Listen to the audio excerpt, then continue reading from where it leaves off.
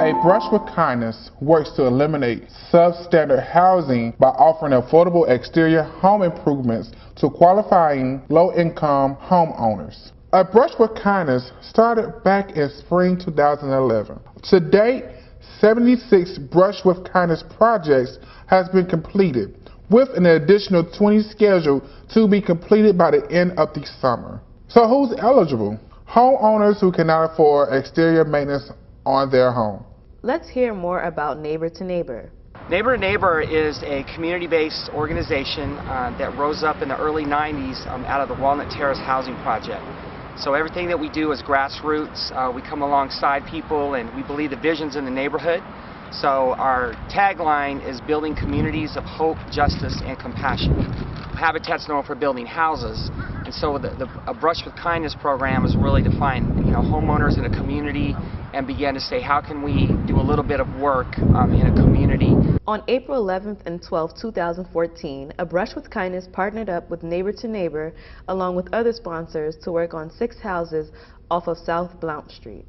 Now we have Rebecca Tabin, a senior whose home has been fixed up thanks to A Brush with Kindness. They were nice because they really didn't have to do it. But some of the neighbors told them that, to talk with me first. Then after they talked with me and I decided to let them start, we put the sign up out in the yard, and then some of the other neighbors wanted theirs done too. That's how it got started. As you can see, she is one of the many successful stories of her home being renovated. Here are some photos of what A Brush with Kindness has done since 2011. Roxanne is currently the superintendent of A Brush with Kindness. Roxanne is a great woman who has been impacted by the community that she helps every day. First, I do an assessment of the property and see what kind of work we're going to do for them, and we make an agreement on that. And then we'll come into the home and we'll tell them that volunteers are going to come to do the work. So we'll tell them a group of volunteers are going to come. All we want them to do is just supply them with the water. And when they see all these people running around the yard fixing things and doing all this work, they're like amazed to see all these volunteers doing work for them.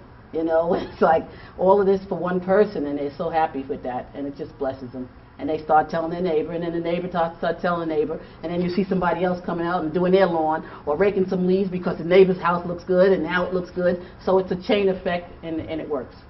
My goal is to bless seniors. It's real important to me. I'm a spiritual, religious person.